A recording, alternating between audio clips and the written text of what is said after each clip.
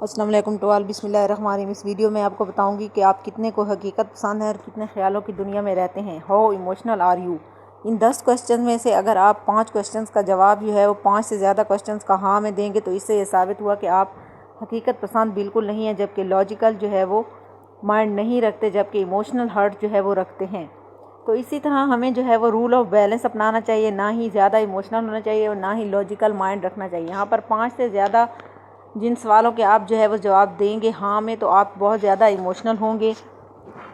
उसके अलावा 5 पॉइंट्स अगर आपके लेस होंगे तो आप जो है वो गुड होंगे।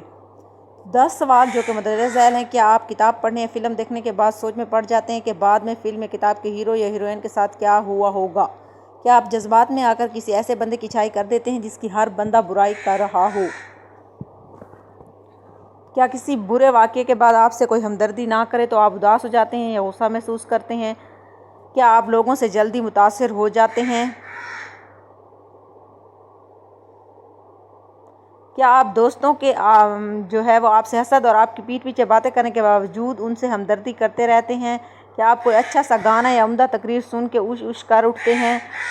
तो इसका मतलब होगा कि आप जो है वो क्या आप कभी किसी फ़िल्म या किताब के हीरो या हीरोइन की जगह पे आप अपने आप को रख के सोच में डूब जाते हैं?